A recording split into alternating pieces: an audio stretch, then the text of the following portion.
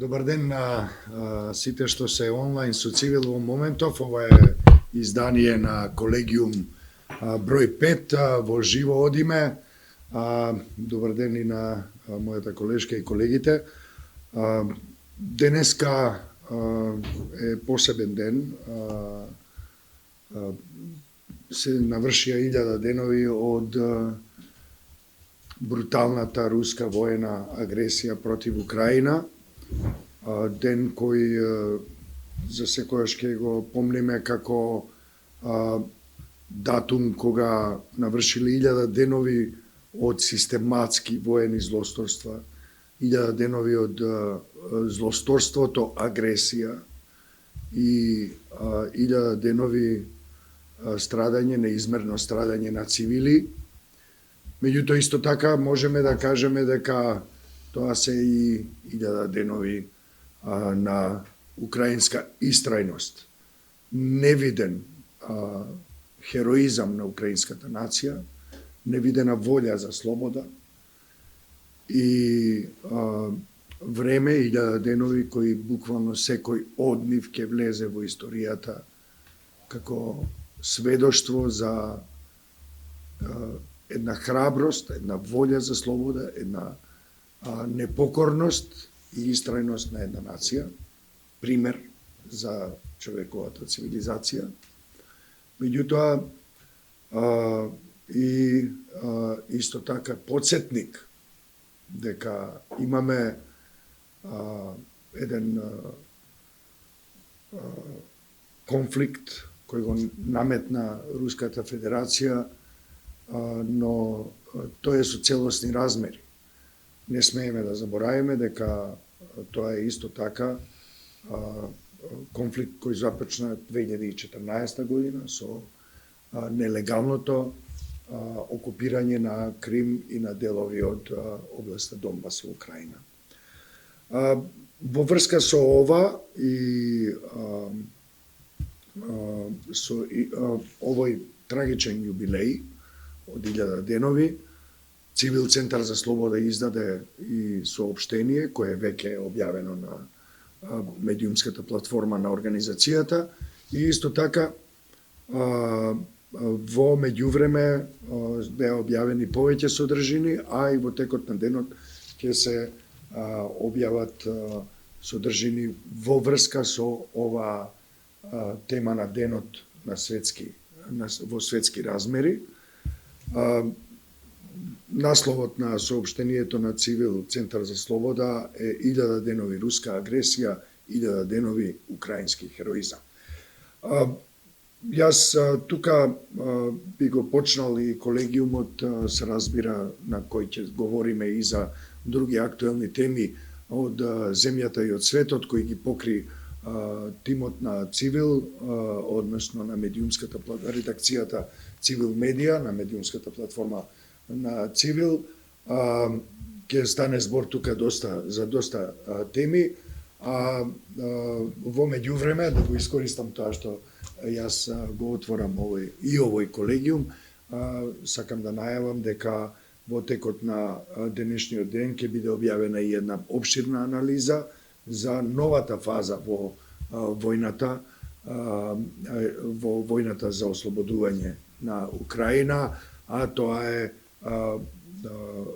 поводот за тоа е овластувањето кое Украина го доби од американскиот председател Џо Бајден за употреба на американското оружје длабоко во руската територија во борбата за намалување на способностите на Русија да ги гаѓа цивилните цели и инфраструктурата на Украина. Се разбира во таа анализа ќе забележиме, неизбежно е да се каже дека во оваа нова фаза која започна само 2 дена пред црниот јубилеј од 1000 денови, македонските медиуми му се придружија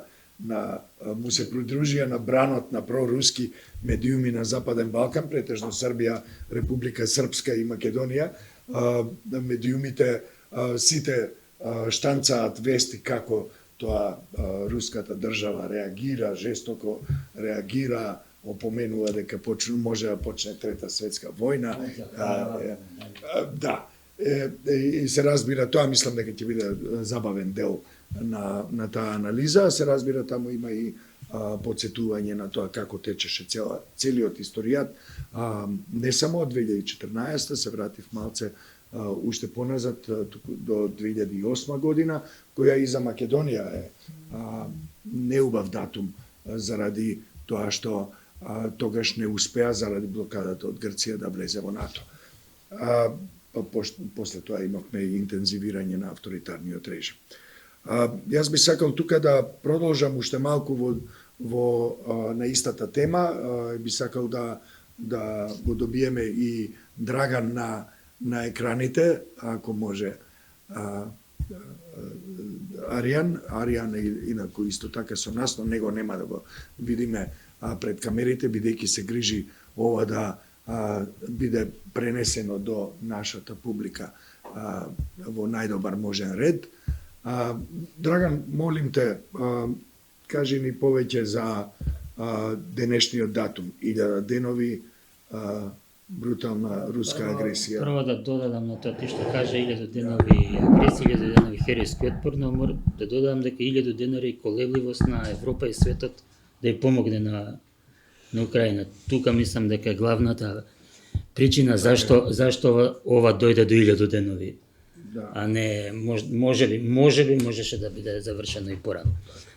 Значи денешниот ден ништо поразличен во однос на тоа што русите што го прават во Украина. Повторно во ноќните часови беа ракетирани и гранатирани украински градови, украинска цивилна структура и за жал повторно има цивилни жртви, над 10 загинати, над 50-60 повредени во ноќните напади врз Одеса и во областа Донецк. Значи, како и за секој било, впрочем, Русија не ни се задржува да било кој ден да е, дали е верски празник на кој они толку се повикуваат дека на православното христијанство, дали е некој нова година, дали е вака, дали се случуваат во моментот преговори или убедувања меѓусебни за да се почнат преговори, едноставно не престануваат. Украинските градови се на мета, имаат очигледно, еви по 1000 денови имаат огромно арсенално оружје за трошење. Тука да ги споменеме и Драган, мислам дека некои експерти во Европа зборуваат за тоа дека Русија нема уште многу да издржи ако продолжи со ова темпо. Нема доволно муниција. Изгледа го занемарува тој фактот исто како што е дури со жива сила Северна Кореја. Да, 11.000 или повеќе. Тоа некако како да го држат на страни, според нив, значи тоа не е светска војна, не е напад од други држави врз Украина. Напад би се сметало вклучување на НАТО само доколку американски ракети погодат руска територија. Дадени на Украина? Да, дадени на Украина. А даденото оружје од Иран и од Северна Кореја и дадената војска од Северна Кореја, тоа не е војна во светски размери според нив. Така да не е ескалација, не. Тоа е ова го има и во оваа анализа зашто. Тоа е так нормално што. Да. Тоа се тие некои, пак ќе повторам, и 1000 денови на колебање, на колебливост, на воздржување од помош, да, малодушност. Како и да го крстиме во право сме тука, мислам не само на Европа, па и Америка толку време беше се бореа републиканците да не се достави оружје, да не се како ќе биде следните чекори, допрва ќе видиме, меѓутоа Драган, забележав уште една-две поенти тука, можеби ќе се вратиме на крајот од денешното издание на колегиумот, бидејќи сепак е светска тема на денот. Јас би сакал да поразговарам малце со Дехран, да му дадеме простор на нашата публика да и представи кои беа трите, 2-3 главни теми во текот на изминатата недела, па после тоа ќе видиме од тука за остатокот од неделата како и што ќе поставиме како фокус на нашата работа. Таџаве. Неизбежно е да се спомнат недостатокот на автобуси или немањето на автобуси преку целиот викенд, односно сабота и недела, кога граѓаните на град Скопје и околните рурални средини остана практично без автобуски превоз, па тие што требаше да отидат на работа или да си отидат од работа дома, останаа на улица, односно се снаоѓаа како знаеа, умееа, односно си трошеа пари кои што и така малку ги имаат. Да, на такси, на бензин, Па да, ако на повикува пример роднини, пријатели, соседи. да, но не ако на пример од Скопје, од центар да отидеш до Карпошти треба на пример не знам 200 денара. Така. Ама ако треба да стигнеш до Чучар Сандево, до Катланово, до Арачиново, до Батинци ти треба 1000-1200 денара, а токму тие населени места беа без превоз. Така што тие граѓани едноставно и од тој мал буџет што го имаат требаше да си дадат плюс, но ајде тоа на страна. Декран во саботата се јавуваше во ЈСП. Се јавував, да, секако да прашам, затоа што јас живеам малце подалеку од центарот на Скопје, кај што можам блиску пешки да стигнам. Така. Се јавував, никој не креваше, дури во бројот еден колега се јавуваше, оној што го ставија за пријавување корупција, и на тој број никој не се јавуваше, дури и да сака да колегата Аријан, дури и некој да сака да пријави корупција, не можеше и да пријави корупција, затоа што никој не се јавува. Така што малце дури, не знам... А дали во меѓувреме излезе некое соопштение? Немаше никакво соопштение. Ако отвориш на ЈСП страницата на Facebook, можеш да видиш како да е партиско гласило на градоначалничката Данела Арсовска дека отишла нешто направила, пуштила некакво соопштение. Океј, може дека тоа ЈСП е под град Скопје, но не мора да значи дека секое движење на Данела Арсовска треба ние да го знаеме како граѓани, туку треба да знам дали ќе имам автобус да си отидам дома или нема да си отидам. Па да седнеш дома и да гледаш. Имено, и да ја гледам на телевизија. На топло.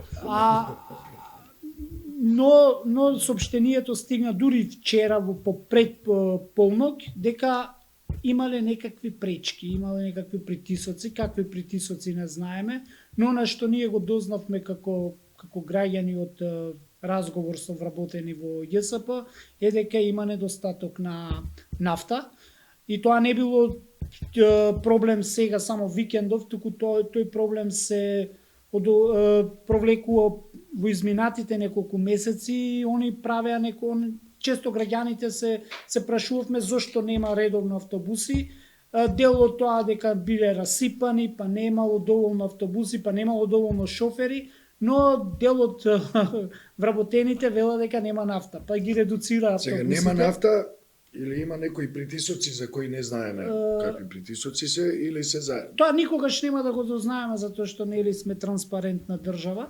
Така. И сега сите ќе си ги префрлуваме топките, не е крива Данела и град Скопје, туку е крив Мицкоски и ВМРО и владата.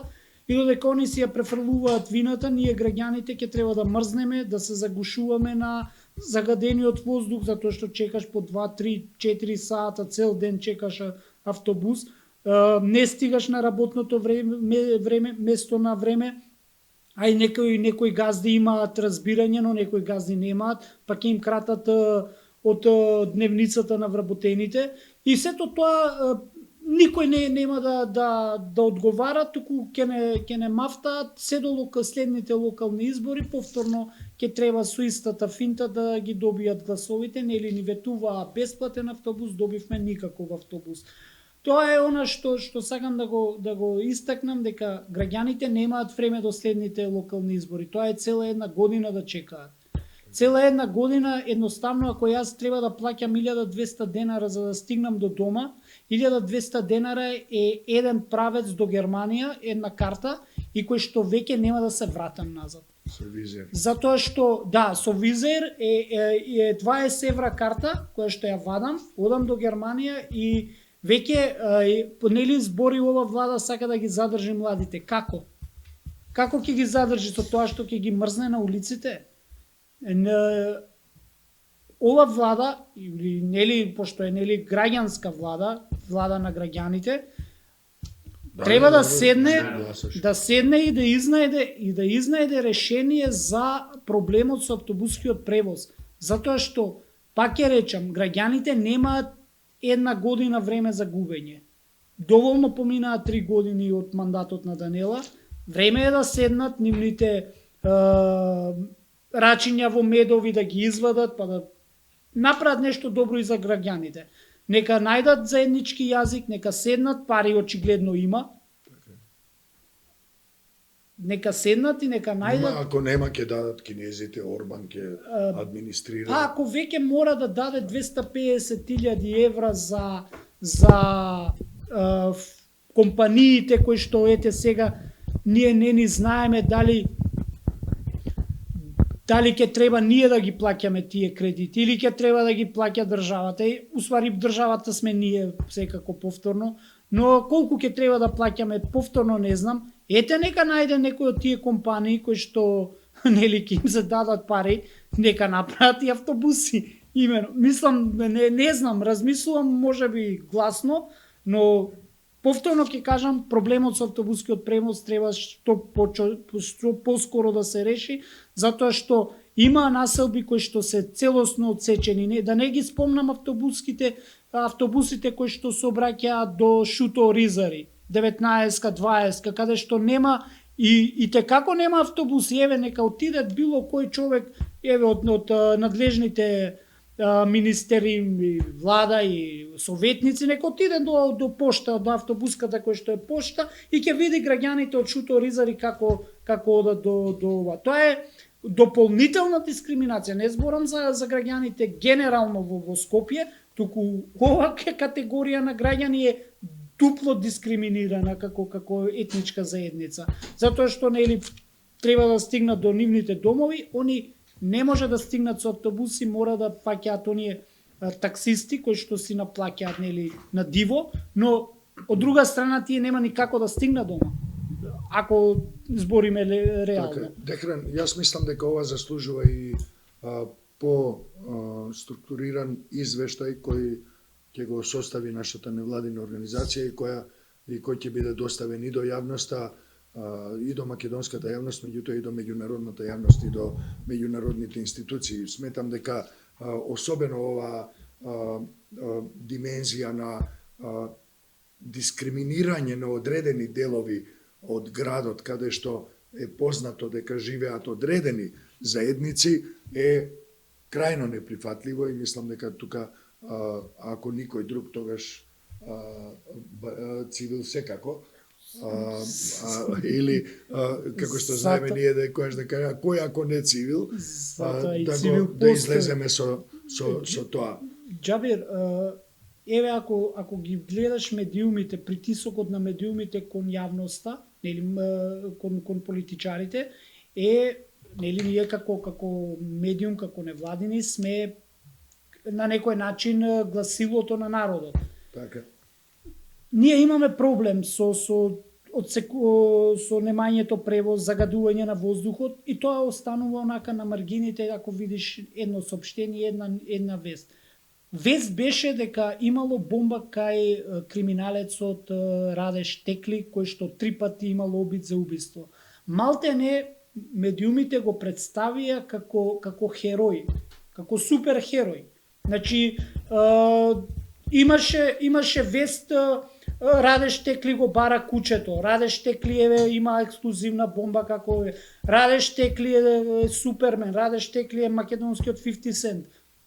Океј, супер тоа што Раде Штекли е 50 Cent, но очекував само да видиме сега Раде Штекли и Раде Штекли што ќе доручкува, уште фали дали ќе имаме. И добре тоа што преживеа и тоа треба структурите кои што Да, структурите кои што не да излезат тој имал големо дебело досие, криминално. Океј, супер тоа што не известувате дека имало криминално досие, но ние знаеме дека криминалците имаат друго место Но имаше една исто така а не да биде главна звезда во медиумите. имаше една потресна вест, алармантна вест која некако пројде речиси И на незабележана. истиот ден имаше прободено 18 годишно дете во ЈСП од Никиштани. Истото таа вест никој не ја сподели или па ја споделија некој, но не била многу битна. 18 годишно дете прободено со автобус, предпепано од група момчиња, секојдневна процедура, Никому ништо. а никому ништо, а ова криминалец со дебело криминално досие е главна вест во нашите медиуми. Затоа велам дека ние можеби ние медиумите треба да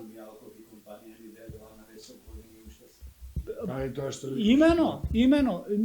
Сакам да кажам каква порака ќе ми испратиме на младите. Бидете како дечково тој што сакам да кажам дека ние медиумите повторно ја креираме сликата. Ако тој имаше криминално досие, има бомба, тоа нека си остане како вест која што ќе помине структурите, полициските структури на чело на Панче Тошковски, да не се вади на тоа дека чекај, ако 2 пати го пукале, требаше Оливер Спасовски да ги најде криминалците, а сега он се дистанцира од одговорност, а веќе е скоро година дена е министер, нели беше и технички, па е сега и редовен. Па види, у принцип првото пукање му беше во блиндирано возило. Така да и тоа е прашање кое што треба да одговорат структурите, како кај обичен човек има блиндирано возило кое што не го пробушува метак. Така што и тоа е прашање кое што ние медиумите можеби треба да ги отвориме, но не ги отвараме. Од кои причини не знам. Добро, зависи кои медиуми. Да, и еве уште една тема која што мислам дека е на кратко ќе искоментирам е министерот за надворешни изјави дека Андреј Жерновски во Будимпешта е амбасадор на диво, кој што го претходната власт го назначи. Замисли во Будимпешта, земја на Европска унија, си амбасадор на диво, дури е вака и смешно. Веднаш потоа Жерновски имаше демант и најави тужба дека ќе поднесе на сите тие кои што ја споделиле таа дезинформација. И тука запре, нема уште едно објаснување од Муцунски да каже, добро, во рете се извинувам, сгрешивме. И така остана таа приказка за дневно политички поени и никој ништо не знае сега понатаму како ќе биде. Тоа е интересно како вакви гласини кои се често со дезинформацијски карактер остануваат многу подолго отколку пак демантите на таквите. Убав пример е и кој се е извор на дезинформација. Може да го ставиш микрофонот. Велам, убав пример е и кој се е извор на дезинформација. Доаѓа од највисоко државно ниво дезинформација. Ние зборуваме за информации и алармантно. Меѓутоа многу е загрижувачки тоа што имаме ситуација во која едноставно дезинформациите доаѓаат од највисоко ниво и имаме ситуација во која тие дезинформации остануваат, се вкоренуваат и остануваат. Ја би сакала, ако може, Билјана да ја слушнеме, која освен американските избори кои помина редовно ги покрива и зелените теми, зелената агенда. Имаме многу значаен настан овие денови за климатските промени. Да слушнеме што имаме од тој настан. Вака, значи во Баку, Азербејджан, знаеме дека се одржува самитот за климатски промени на Обединетите нации. Едно од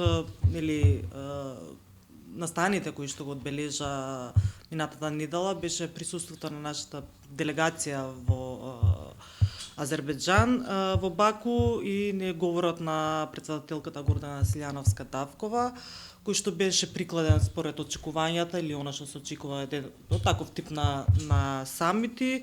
Таа всушност го искористи својот говор да најави неколку новитети што како земја ќе треба да ги преземеме во однос на климатските промени.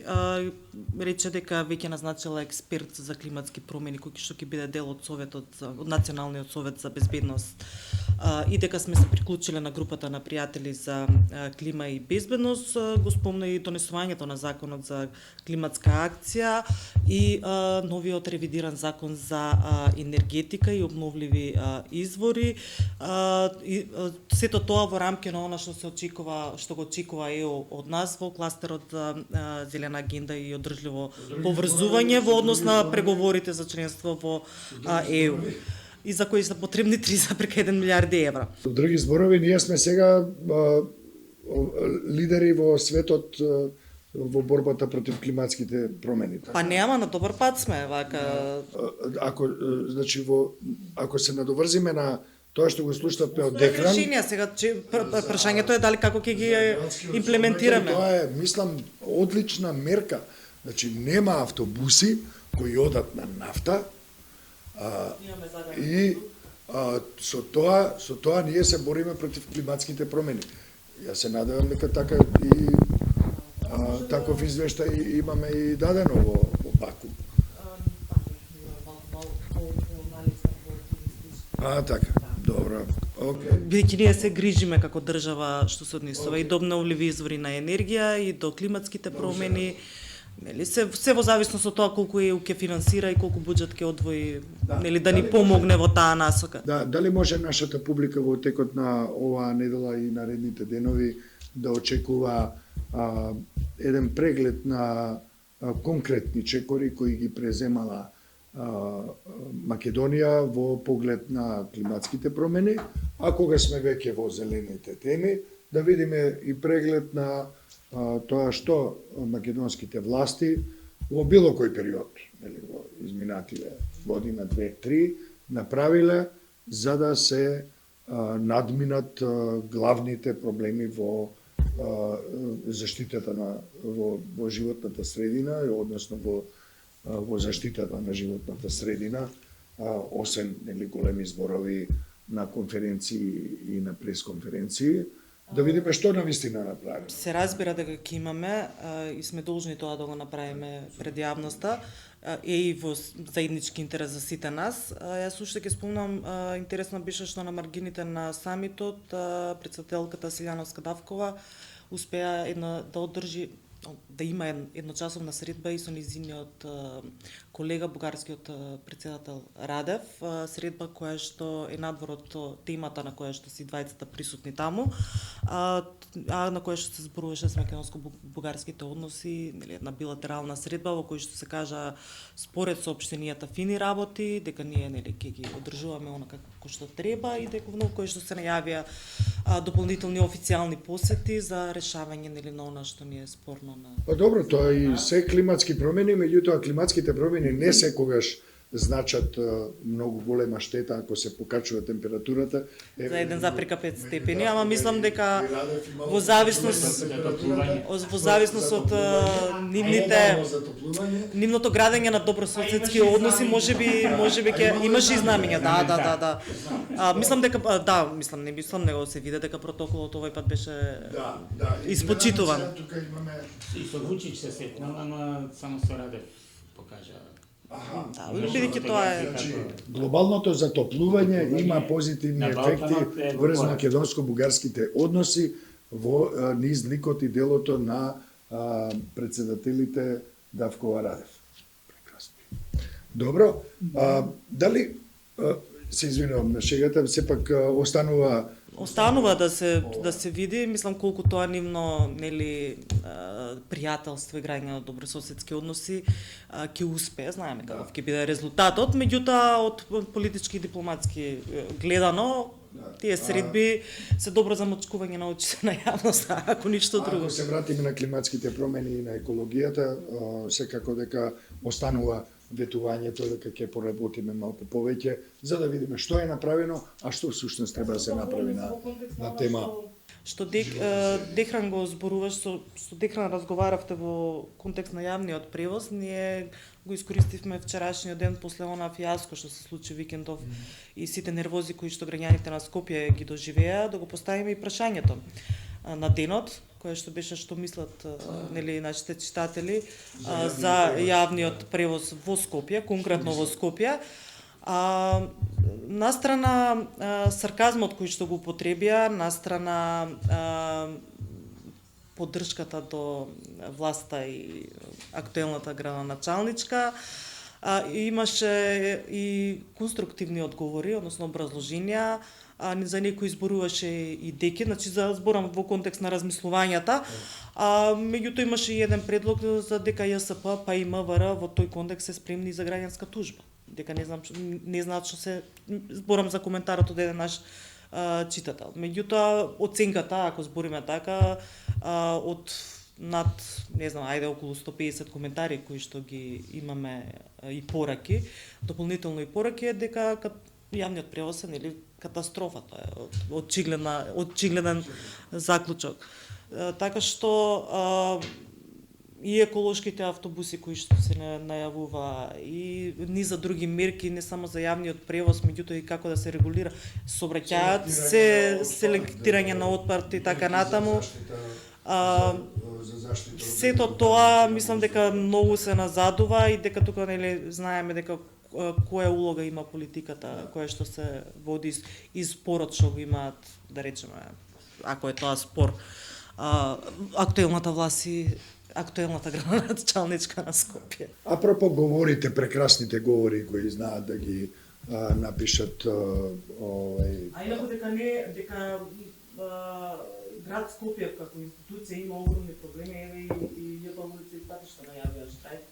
Да. Горе доле сличните Мислам проблеми дека што ги има и за денеска е најавен или за Не, утре? нема дополнителни информации, денеска излегува со тоа дека ќе имаат и ќе штрекуваат и наведоа низа причини поради кои нели градоначалничката и одредени надлежни органи се виновни за состојбата во кој што се наоѓаат. Ама затоа знаеме да направиме убав, пригоден говор како писмена работа, составче, сече и да си го кажеме тоа што очекуваат странците, да го кажеме на такви настани како конференцијата за климатски промени во Баку. Во тој поглед би сакал само да спомнам, да подсетам и колегите и публиката дека изминатата недела имавме и еден многу важен датум, барем за нас како организација, тоа е Меѓународниот ден за толеранција.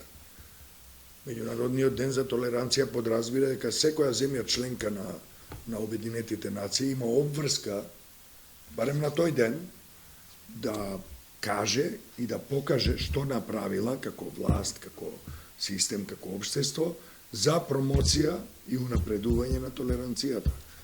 Јас не се сеќавам дека освен Цивил медија и Цивил како организација со своје соопштение дека нешто излезе некоја. Во собранието имаше ден претходно за децата организирано, по повод што собранието го организира.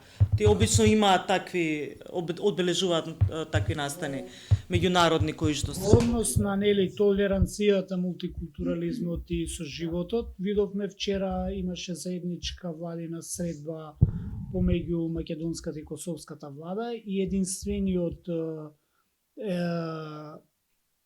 министер кој што е задолжен за унапредување на етничките заедници, на правата на етничките заедници, односите меѓу заедниците, не беше на таа владина седница од оправдани причини, а иначе гореше од желба да присуствува, тоа е Иван Стојковиќ.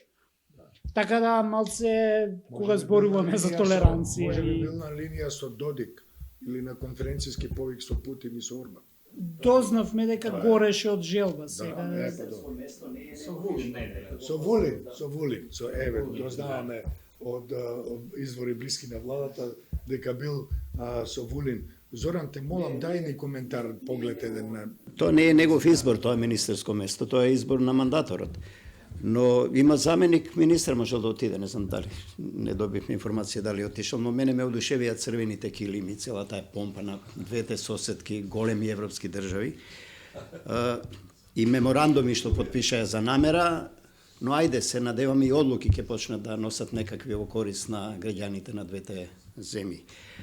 Јас сосема кратко, само сакам да кажам дека една вака глобална оценка за темите што Цивил ги обработуваше меѓу двата колегиума, минатата недела и оваа, нема да спомнам ни една, спомна и Мишев и Билјана и Дехран. Ова тема Дехран што ја форсира треба секако да ја продолжи, не поради тоа што него лично го погодува, него затоа што ги погодува Скопјани и сите што доаѓаат у Скопје катадневно, генерално, имено. Добро, он поемотивно тоа го доживува со право, нели? Но сакам да кажам, тоа е главната поента и да ти избори еве пак локални. Не знам, нема понуда кадровска, не знам што ние би можеле да им препорачаме на граѓаните, на жителите на Скопје, на што да обрнат внимание и на кој кадровски потенцијал утре кои ќе се појават на листите, зашто Дехран добро констатираше, вете е насторено, вете е бесплатен превоз, нема никаков превоз, значи бесплатно е. Така констатираше и во својата тема. Значи, од тој аспект сакам Цивил да ги пофалам и екипата што постојано пишува од нели, и Билјана, и Драган, и Дехран, и Џабир. Јас сакам да наметнам сега една тема, не знам колку, мислам дека ќе предизвика и веќе предизвикува или се насетува некакво, условно да речем, политичко па и меѓуетничко, ќе го наречам вознемирување, диктирано преку намерата на Уставниот суд конечно на дневен ред да ги стави тие 9, не знам која од 9 иницијативи, дали сите или една за проверка на законот за употреба на јазиците и реакциите пред се на ДУИ и на незиниот лидер со писма до меѓународни заедници и така натаму, и сега се чека датумот што ќе направи Уставниот суд. Јас се надам дека тоа нема брзо да се реши, ќе се влече догледно време за да се испита јавно мислење и така натаму. Но што е за мене клучот?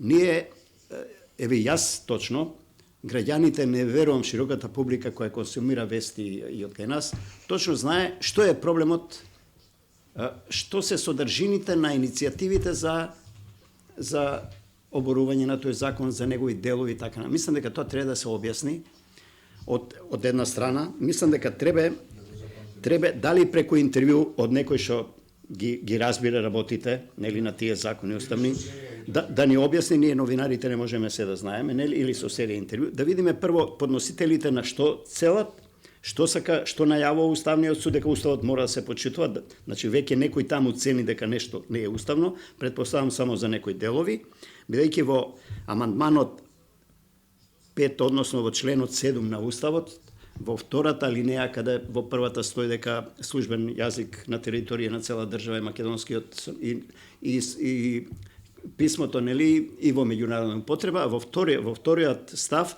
на Уставот стои, врз основа на тоа и донесен овој закон за употреба на јазиците пред неколку години, 2019 ми се чини, стои дека втор службен јазик во државата на цела територија е јазикот на заедницата кој има повеќе од 20% или најмалку 20%, и се додава како што е опишано и во првиот став на овој член. Тоа значи се тие идентични на некој начин, јас моето лаичко толкување, но мислам дека некој треба да толкува пред да почнат оние меѓуетнички препукувања од прво меѓу политичарите, па потоа и во градскиот сообраќај, ова што Дехран го форсираше. Значи сакам да сублимирам. Треба да видиме што стои во иницијативите, кои се мотивите на иницијаторите за иницијативите, што барат подносителите практично, што реално е уставно, што евентуално е неуставно, нели? И на крај имаме ли информација што вели Венецијанската комисија, бидејќи ми се чини дека тој таму е пратен тој закон уште на времето, имаше некои забелешки Венецијанска комисија. Втора тема мислам дека е значајна, што исто така треба да се обработи, може повеќе за луѓето кои и финансиите ги разберат и паричните текови околу кредитот. Според мој впечаток е од она што го слушам, гледам, катадневно е тема број 1 меѓу другото во држава, дека е целосно фијаско тој кредит, дека како велат со грлово фијаско, не фијаско дефинитивно за Македонија и за сите нас е фиаско за сите. Значи фиаско затоа што тој кредит треба да се враќа, не поминува идејата на премиерот, нели, да помогне да се, нели, и на стопанството и така натаму. Значи многу волунтаристички се отишло, од тој волунтаризам пропадна и социјализмот, еден систем, да не пропадне и овој ваков како што го имаме. И уште нешто сакам да кажам околу на глобално ниво по победата на Трамп. Трамп ја екипира својата, каде ќе дојде 20 јануари, ќе пресеме палката. Мислам дека сите ние и ментално, па дури овде во уредувањето на нашите програмски цели, треба, минатиот пат спомнав, се плашам дека не бев најдобро разбран, дека треба сите да се подготвиме за едни поинакви глобални процеси, кои неминовно не зависат од нас. Колку некои работи дури нема да ни се допаѓаат како граѓани, како демократи, како луѓе кои сме најширокиот цивил, како платформа, но некои работи треба малку да ги гледаме и од друг агол. Веројатно не мислам на ништо конкретно, но факт е дека еден бран, едно цунами на една дистопија се движи по светот и дали почна од Европа или од првиот мандат на Трамп, па се рефлектираше во Европа преку изборите во Австрија, она во Унгарија веќе трае, во Италија можеби, не знам, па дури во скандинавските земји, таа десница што и радикални струи јакнат, така што треба да бидеме подготвени и на тој да имаме капацитет да се справиме, што се вели и ментално, прво ние, како граѓани, бидејќи многу работи и како новинари ќе ни се случуваат против наша волја, завршувам, да, но сигурно, ние бевме подрежен, тренирани сме малку и сега не е порно, бидејќи покрај сите ветувања на сите политички партии за департизација на институциите, сега се допартизираат. Значи, за жал, конечно луѓето излегуваат, доби оваа политичка гарнитура мнозинство гласови, таа уште повеќе допартизира. Значи, само партиски кадри, секаде партиски кадри, кои може би мирувале година дена ги немало, но пред тоа 10 години биле многу активни до првиот човек на партијата, практично сликани, тоа сакам да кажам. И уште еднаш сакам да, вака малку од страна, од дистанца, сакам да ги пофалам темите и на Драган, и на Дехран, и на Билјана, за ова активност исто на Аријан, за Џабир Дерала нема јас да зборувам, нека зборува јавноста, и дека има според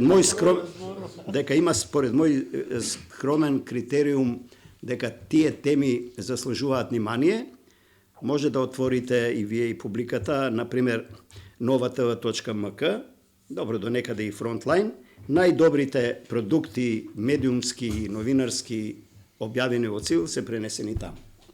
Благодарам. Благодарам. Зоран, и за убавите коментари на крајот.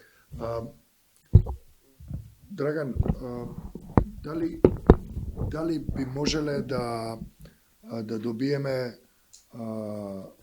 еден брз преглед на тоа што се случува со кабинетот на Трамп во моментот? Ако го прашате, ако го следите Маск кој си доби место во кабинетот во администрацијата на Трамп, тоа се спектакуларни случувања. Гледано од страна се случува циркус во најмала рака. Од Трамп кој што Гец не му помина, неверојатно го избоксузира пријателите од Македонија на Гец. Кој што пред да скокна, преко окнели, па го однапред го прогласија, Гец не го доби тоа место кој го посакува одредени структури на власта тука. Меѓутоа Маск доби таква една улога што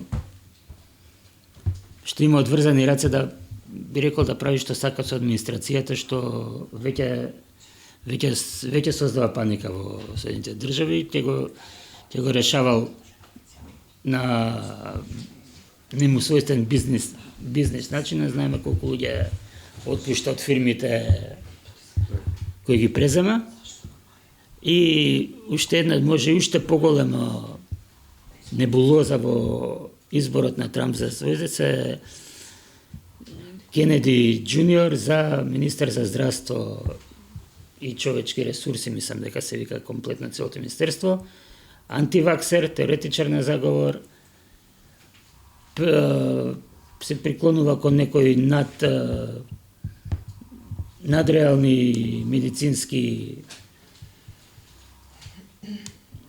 како да кажам, теории, лечења и така натаму, и кој всушност нема ниту диплома ниту за здравствено, ниту за здравство, ниту за човечки ресурси. Така. Тоа е само еден мал дел од тоа. Да.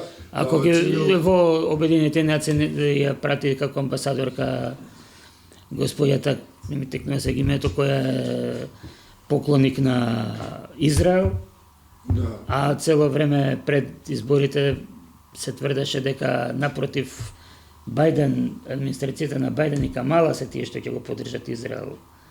Место Палестина искочи на крај секако после изборите се Многу работи излегува точно обратно од тоа што се зборуваше преди изборите.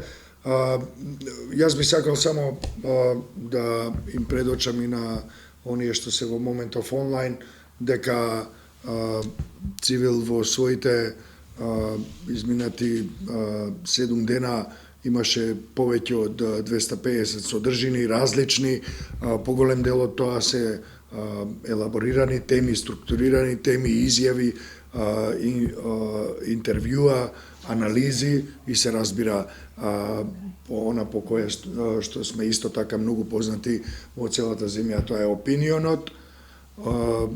Имаме во обзир во план да одиме со уште повеќе содржини, особено затоа што во предстојниот период веќе се засилува, се интензивира работата на организацијата во подготовка на големата меѓународна конференција за одбрана на демократијата и човековите права. Пред да завршиме, би сакал само ако може Билјана да ја вклучиме уште еднашка. Аријан, Сега само што ја видовме веста дека генералниот секретар на НАТО Рута одлучи да ја назначи Радмила Шекеринска за следен заменик генерален секретар. Тоа исто така може да биде вест на денот за денеска и во контекст од НАТО директно, да. И можеме да го најавиме за оваа недела во контекст на изборите во САД и доаѓањето на Трамп за председател, интервјуто со Аднан Капо.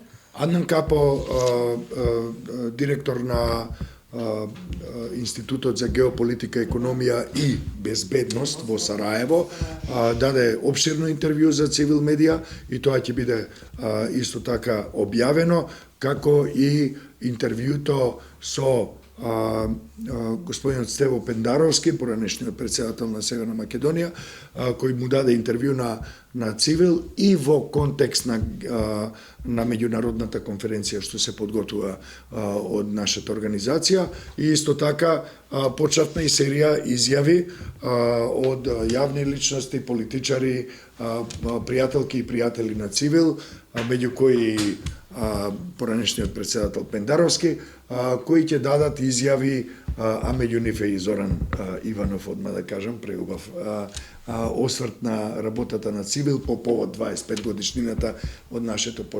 постоење. Благодарам за оваа брза, ексклузивна, би рекол, breaking news за тоа дека Радмила Шекеринска, нашата министерка, поранешна министерка за одбрана, во чиј мандат всушност станавме земја членка на НАТО, што е исклучително важно за нашата земја, особено во дадениот историски и геополитички момент. Честитки, се надевам од име на сите, честитки за нашата земја, бидејќи тоа значи дека нашата земја е, иако мала, таа е значајна членка на НАТО. Имаме ли уште нешто или да затварам? Добро, со ова последна информација во колегиум ве повикувам да останете со медиумската платформа на Цивил, да останете во комуникација со организацијата Цивил и да се подсетиме уште еднаш, денес се навршуваат 1000 денови од руската агресија, меѓутоа и 1000 денови украинска hrabrost, istrajnost, želba za pobeda. Slava Ukrajini!